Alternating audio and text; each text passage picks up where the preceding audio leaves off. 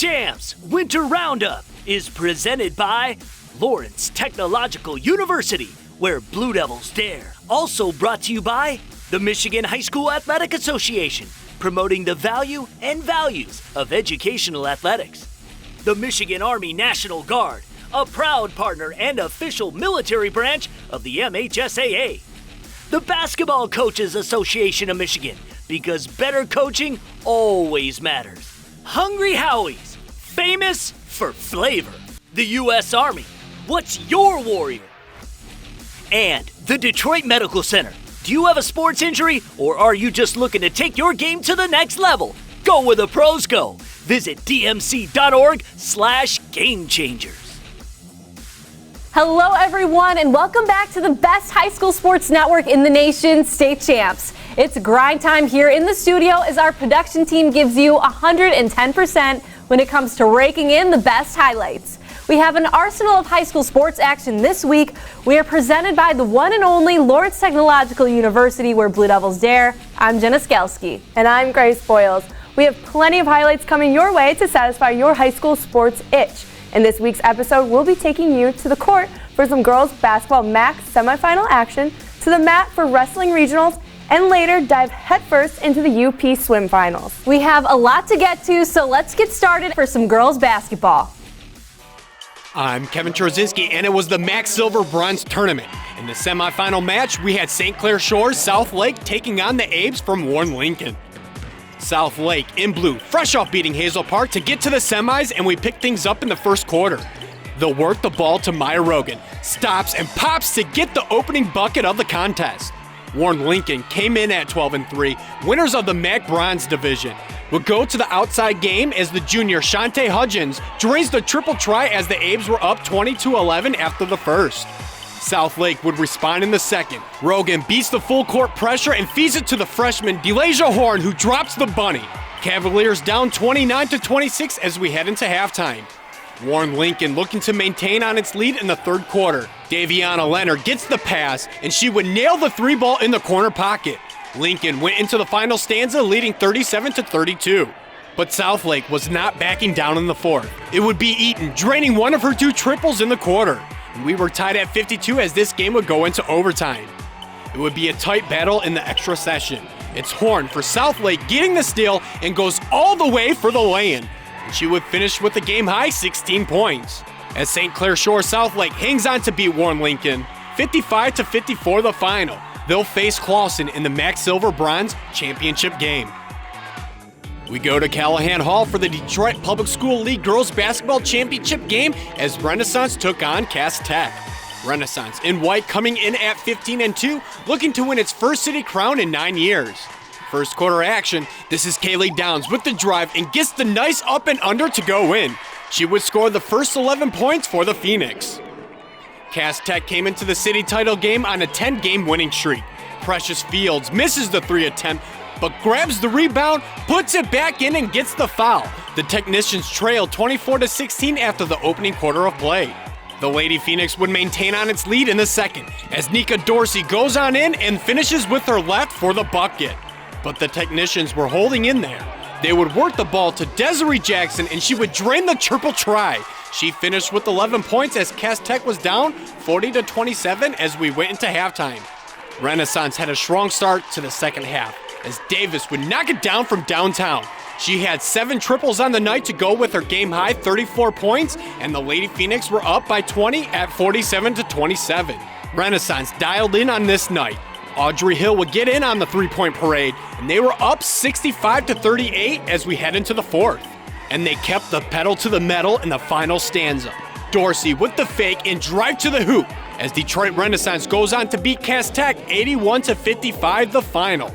First city championship for the Lady Phoenix in 9 years. I'm Zach Herrick from the West Michigan area. Big one in the OK Red. Hudsonville entering 15-0 on the season, but East Kentwood just a game back in conference play. A hot start for the Falcons. Alexis McCauley down the lane. The floater goes. East Kentwood would lead by 18 at the half. But the Eagles would respond in the third quarter. Emma Costin, the lefty, with a tough drive, the finish, and the foul. Hudsonville cuts the deficit to 15.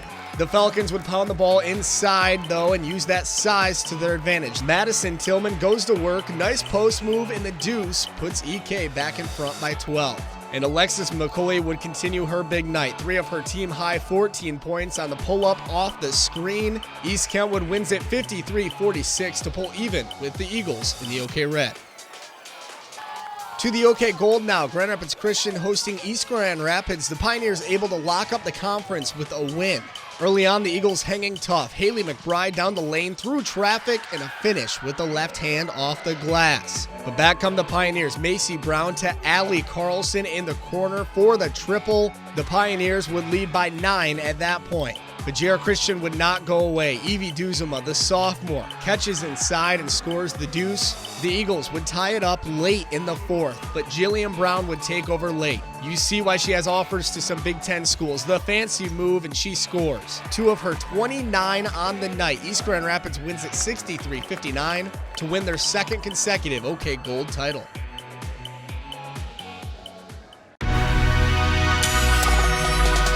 How you doing? My name is First Class Adams. Hey, what's up, Detroit? I'm Staff Sergeant Stevens. If you're within the age of 17 to 34, if you look for a job without any experience, we can teach you everything you need to know. Come be a part of the team. And where you can locate us at is on goarmy.com/Michigan. And our phone number is 586-774-0218 or 517-214-8542. Go Army.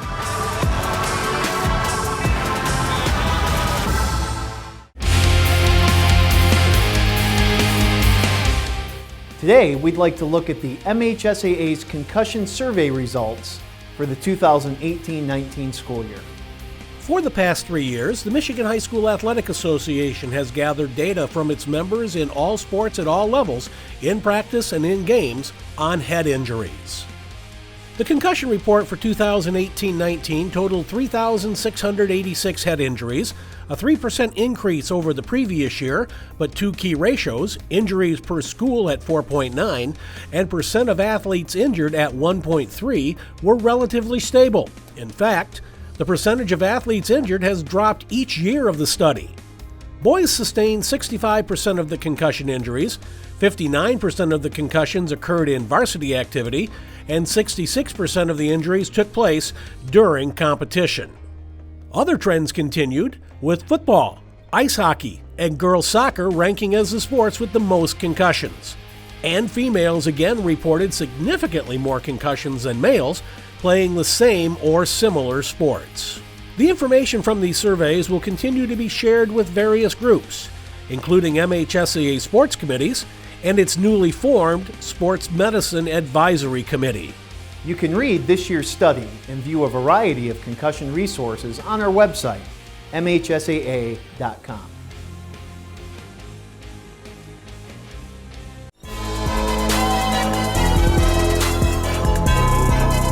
Hi, I'm Laura Ramos with DMC Physical Therapy and Sports Medicine, and today on Game Changers, we're going to be talking about how to get fast by training your feet.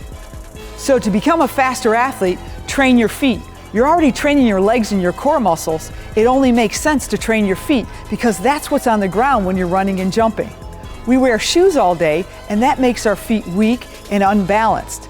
So doing these 4 exercises can help strengthen your feet and make you faster. Now, to begin with, these will be frustrating and difficult to do if you haven't done it before, but stick with it and do them every day. Start out by trying to lift your large toe or your big toe up, keeping your other 4 toes down. Do this exercise for a minute.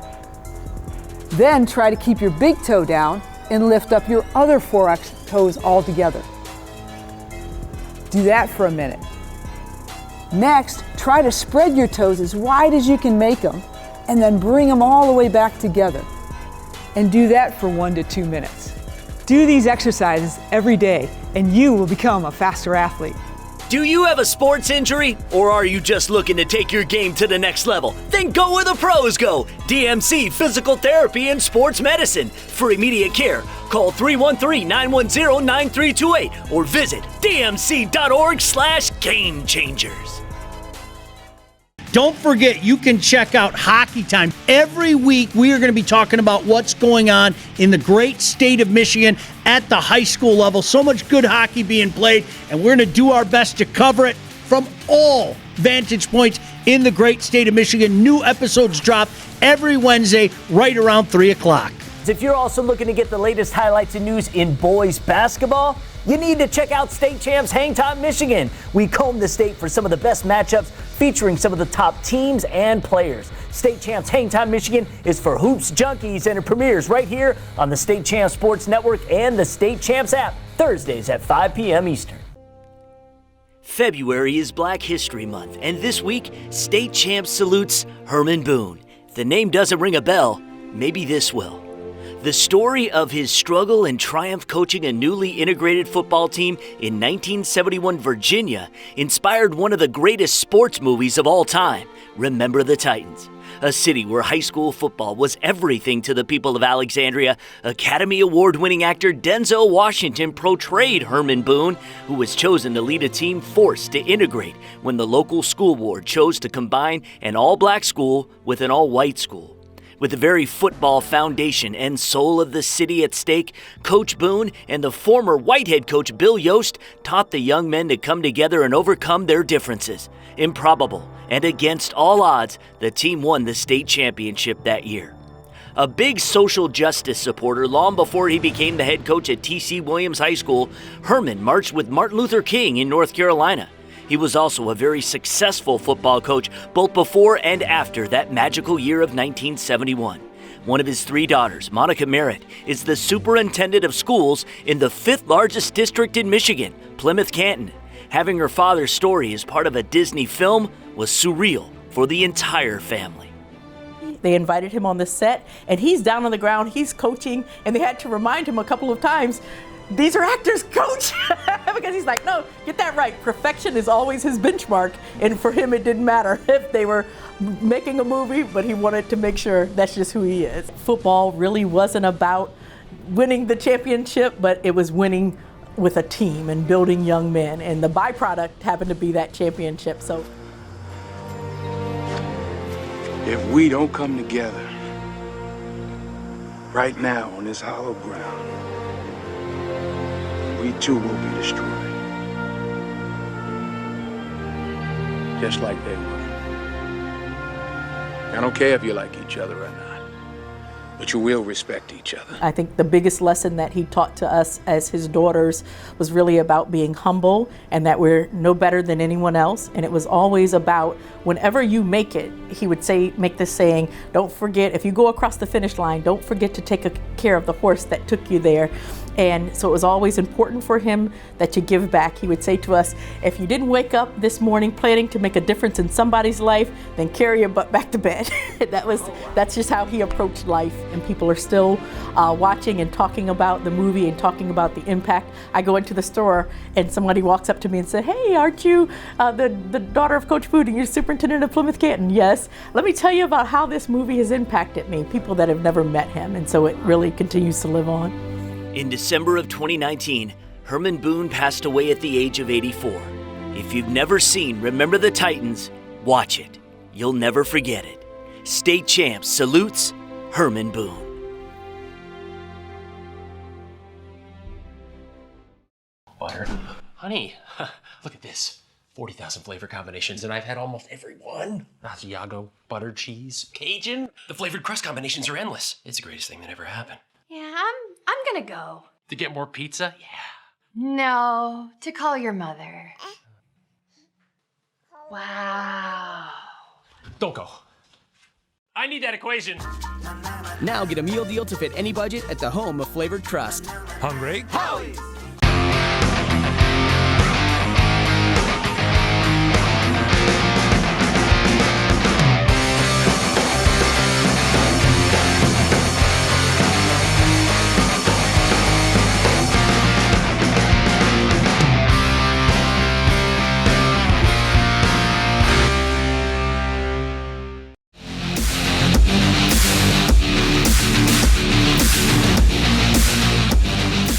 Here on the Winter Roundup, we like to spread the love to all of our sports that are currently in season. To prove it, we went all the way up to the tip top of the state to catch the 2020 Girls UP Swimming Finals in Marquette.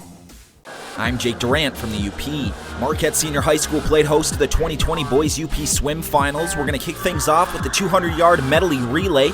On the last turn, it's Sault Ste. Marie freshman Chris Bendixson with the lead. Trying to catch him is Marquette's Ty Hottie up, but Bendixson turns it up at the end as he anchors the Blue Devils to a first-place finish with a time of 1.50.89. The 200-yard freestyle was a tight one with Houghton's Archer Olsen and Marquette's Quinn Karikas neck and neck, but it's Olsen who was able to power through, finishing with a time of 1.50.89 to take home first place. Next up, the 100-yard butterfly. Sault Ste. Marie standout Andrew Inner-Ebner was the favorite coming into this one, and he did not disappoint. He comes into the last leg with a lot of distance between him and the field. He touches the wall with a time of 52.63. That's a new UP record.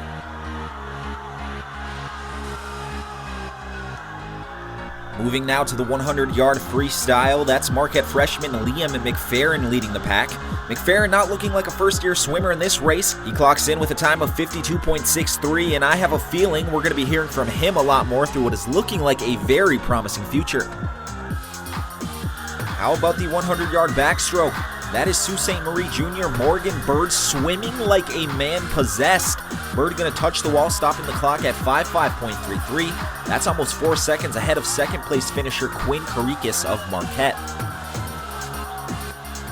Next up, we have the 100-yard breaststroke. Houghton's Davin Evans looked like the favorite entering the race. He finished with the fastest qualifying time, and he would turn it up another gear in this one. Evans swimming with a nice rhythm. He touches the wall with an official time of 1.0883 to take home first place.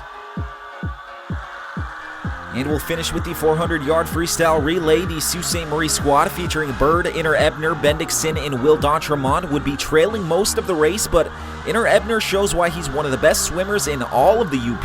He not only catches Marquette's final swimmer, but he will pass and separate in the final lap to give the Blue Devils first place with a time of 3.36.64. The Sioux swam strong all day, but it was not good enough. Marquette takes home the UP swimming title for the first time since 2017.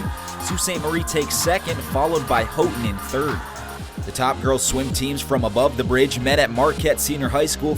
We'll begin with the 200 medley relay. The Sault Ste. Marie team consisting of Aaliyah Robertson, Joanne Arbic, Anna Hildebrand, and Julie Inner-Ebner got things started on a high note for the Sioux. Inner-Ebner swimming strong as the anchor for the Blue Devils. She touches the wall with a time of 1.54.25 to take home first place. Moving on to the 200-yard freestyle, Marquette senior Paige Whaley leading the final turn. Not too far behind her in the lane over is the Sioux's Anna Hildebrand. But it's Whaley who will hold the lead. She clocks in with a time of 2.00.54 to give Marquette their first win of the meet. The 50-yard freestyle showcased the sprinting speed of the Sioux's Joanne Arbic. She finished with a blazing time of 24.49, a new UP record. In the 100-yard butterfly, senior Jamie Wynn out in front. Right behind her is teammate Paige Whaley. Marquette would finish this one with the top two swimmers. Wynn taking first with a time of 1.03.80. Up next, we have the 500-yard freestyle. This race showcasing the amazing stamina and endurance of these swimmers. In the last leg, it's sophomore Delaney Marchiol of Marquette racing to the finish. She'll clock in at 5.37.31. That's good enough for first place. We had another UP record broken in the 200-yard freestyle relay. Robertson, Arbic, Hildebrand, and Inner-Ebner once again putting on a show. The Sioux Blue Devils dash for a time of 1.42.00 to etch their names in the record books once again. We had a nail-biter in the 100-yard backstroke. In the far lane, wearing the red and black cap for Marquette is Jamie Wynn. She'll clock in at 1.03.32 as Marquette takes the top three finishes in the race. We'll end with the 100-yard breaststroke. The Sioux's Aaliyah Robertson once again showcasing her skill in the water. She had a day to remember as she swims her way into the record books once again, clocking in with a time of 1.05.50, a new UP record. Despite her efforts, it was Marquette who would take home the UP swimming and diving title, winning it back-to-back years. Sault Ste. Marie finished in second, followed by Houghton in third. I'm Jenna Skalski, and let's check out competitive cheerleading with the Deltaplex Invitational Division I Championships. We begin with the competition with Granville and their performance in round 2.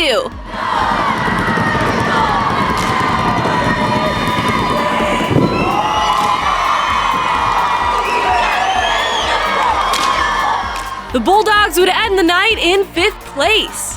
Next up, we have Rochester showing off their performance in round 1.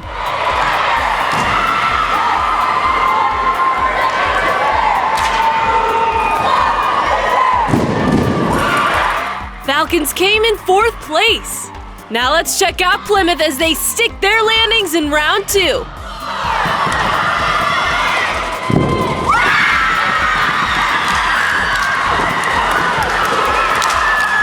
The Wildcats with a 3rd place finish. Coming up next, we have Rochester Adams. They try to take the title here in round 3.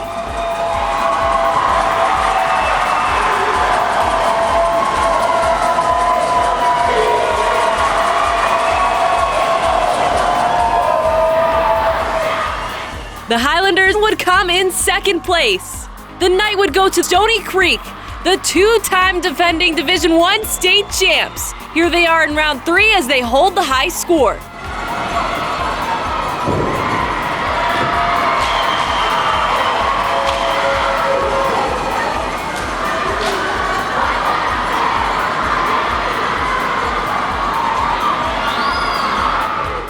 And the Cougars would go on to take 1st place at the Deltaplex Division I Championship.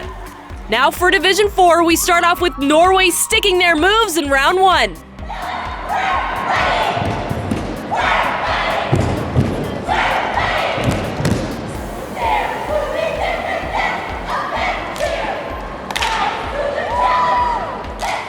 The Knights would end the night in 4th place. Next up, we have Hart and their performance in round 2.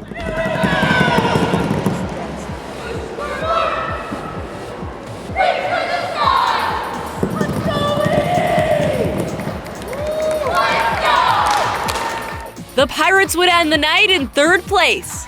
Now we have East Jordan showing off their skills in round 3.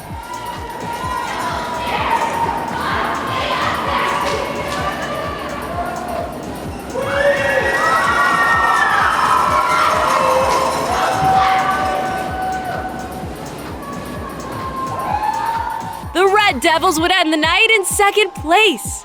The night would go to Addison as they show off their high scores in round 3.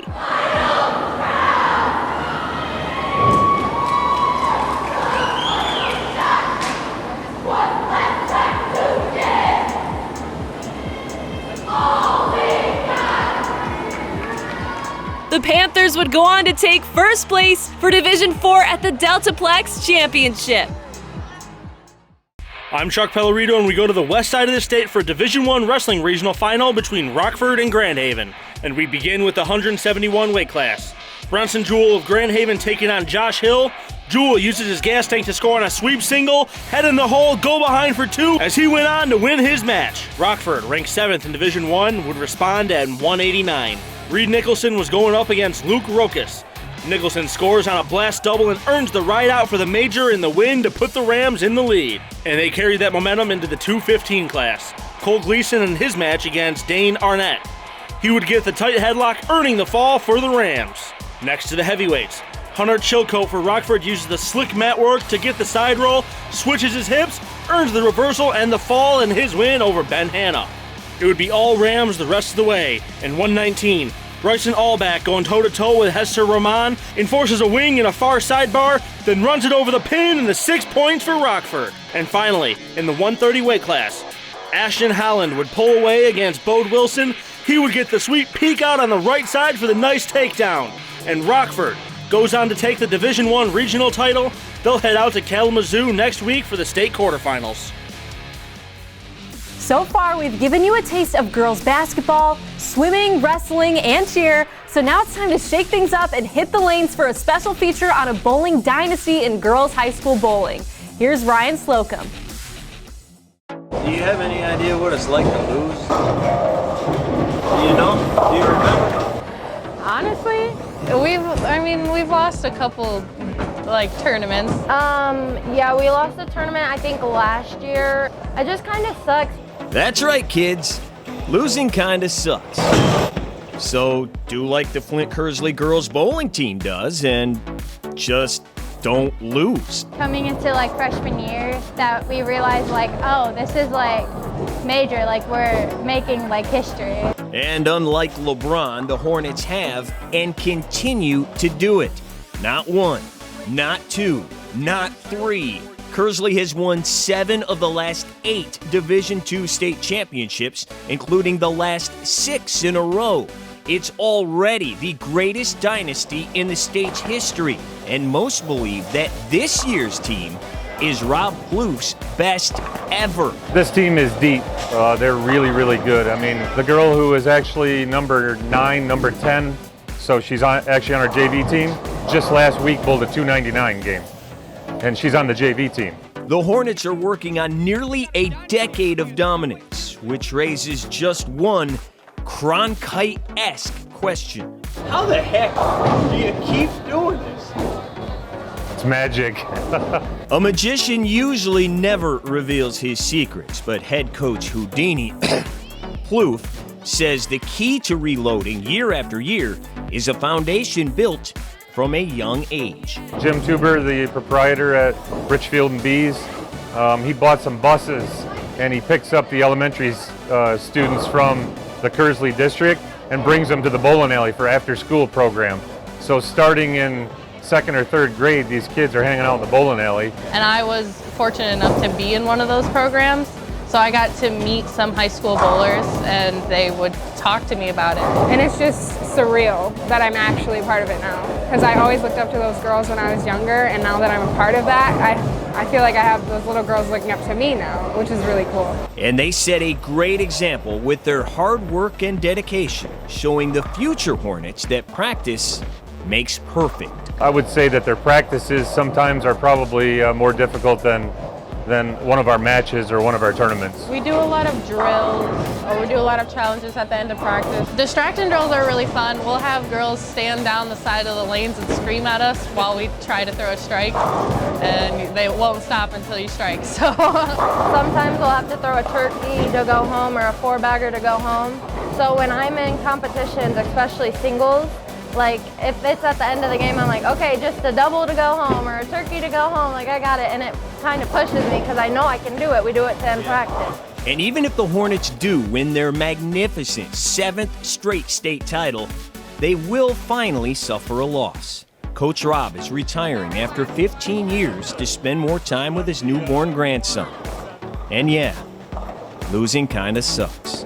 But the Hornets say they wouldn't know how to win without him. He means a lot. He's like a dad to me, honestly. He's the reason that we always work so hard.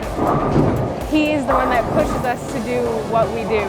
And he's just the best coach that I could have ever asked for. He's really had confidence in me, even when I haven't had confidence in myself. And like just having someone like that in your life, you know, it kind of makes you think that you're unstoppable. he's meant pretty much everything for me. He's a huge influence on why I want to be so good. He's a huge influence on why I want to go to college and be successful and continue with my education. He's just always so encouraging. So proud of you. And he offers a lot of help with your mental game, so that can carry to your academics as well. So he wants to better you as a whole, not just as a bowler. Bo Schembeckler said, "We'll find out how good of a coach I am in about 10 years from now. Let's see how good of a mother they are." That's the important part to me. I'm not worried about wins. Honestly, I want to see them believe in themselves. Just be good people. To me, that's what it's about. My dad and my grandfather are officials. I've grown up around officials and seeing how much they enjoy being part of the games. As a student athlete, I've always appreciated the people out there who are willing to give back to the kids. The Legacy program lets me officiate while I'm still in high school, working younger kids' games. Officiating gives me a better understanding of the game. I get to make some pretty good money for a high school kid. and I even get to spend some quality time with my dad. There's help wanted. Just whistle. Time now to take a look inside Lawrence Technological University. For the past decade, the Lawrence Tech campus has been evolving and expanding. 2 new dorms are now in full operation, and just a few years ago, the Marburger STEM Center celebrated its grand opening. As the student population grows, so do the means to support said population. The atrium has seen a makeover recently, and one of the benefits is the newly expanded bookstore. If you're in a bind, the bookstore has you covered. Textbooks, spiritware, school, and art supplies. The key to any good bookstore is the ability to also shop online. Just head over to their website, ltu.edu, right now, because at Lawrence Tech, possible is everything. I'm on the Blue Devil football team, and that's a great place to be, because other colleges wouldn't let me be both a football player and a nursing student. And just because I'm a dog on the field doesn't mean I can't take care of people. And man, do I love people. The small class size at LTU give me awesome access to my nursing professors. Lawrence Tech, where Blue Devils dare.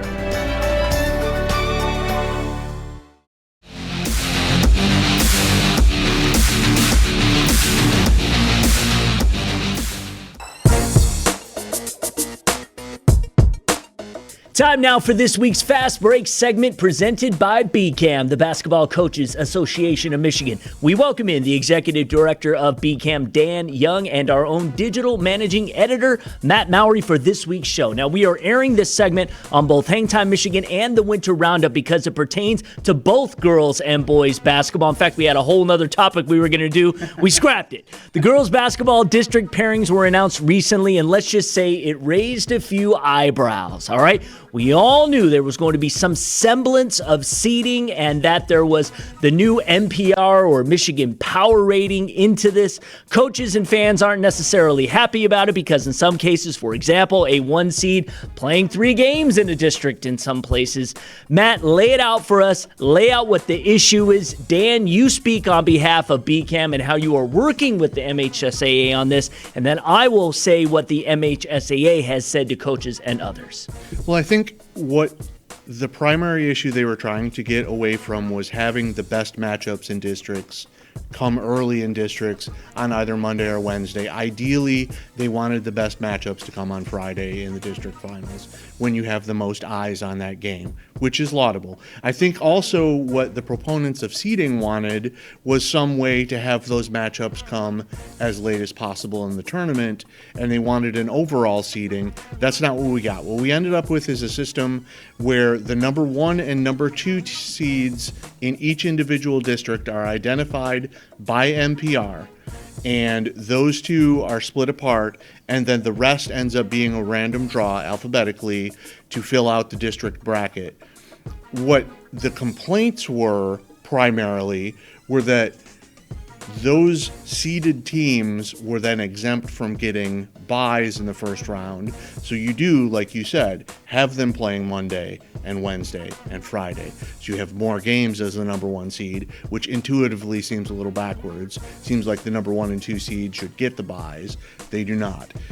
The other problem, obviously, was that the seeding did not continue throughout the district, and in some cases, a lot of them wanted that seeding throughout the tournament, and were disappointed that this seems to be a halfway measure. Yes.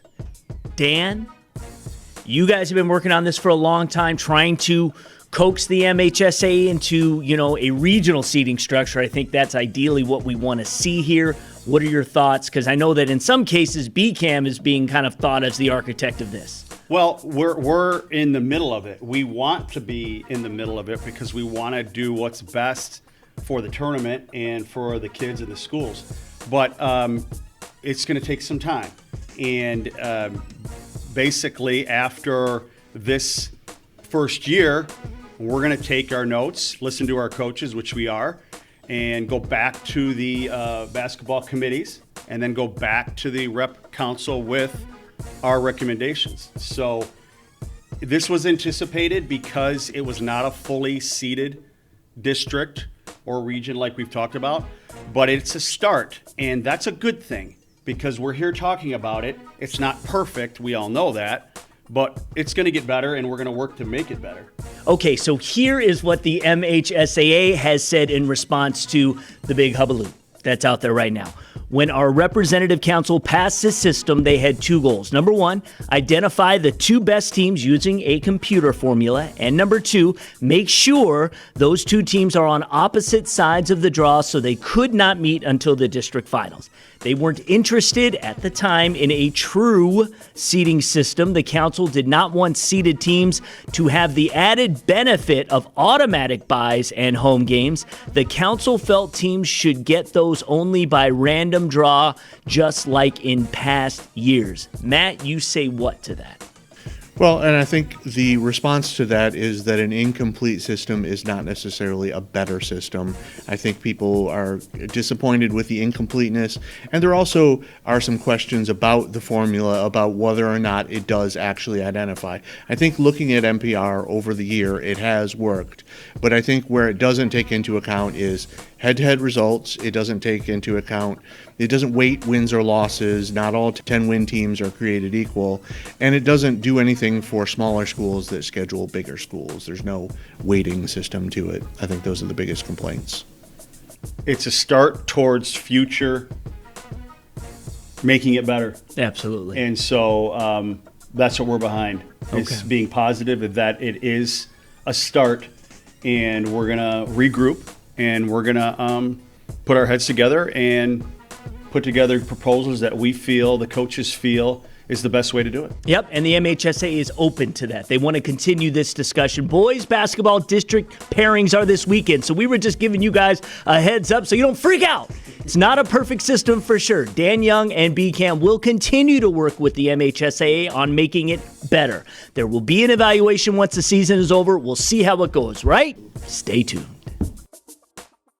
It's time now for the MHSAA Clip of the Week. We have a fan submission from Luke Thornton at Heartland High School. In the girls' basketball game on Tuesday between Heartland and Brighton, it would be Maddie Moyer for the Eagles hitting the go-ahead three-pointer as Heartland went on to beat Brighton, and that's your MHSAA Clip of the Week. That's all the coverage we have for you on this week's episode of the Winter Roundup. For more content, please visit our website, statechampsnetwork.com, or download our brand new State Champs app so you can take the action with you wherever you go for free. We hope you enjoyed the show. We'll see you next week. State Champs Winter Roundup is presented by Lawrence Technological University, where Blue Devils dare. Also brought to you by the Michigan High School Athletic Association, promoting the value and values of educational athletics. The Michigan Army National Guard, a proud partner and official military branch of the MHSAA. The Basketball Coaches Association of Michigan, because better coaching always matters. Hungry Howie's, famous for flavor. The U.S. Army, what's your warrior? And the Detroit Medical Center. Do you have a sports injury, or are you just looking to take your game to the next level? Go where the pros go. Visit dmc.org/gamechangers.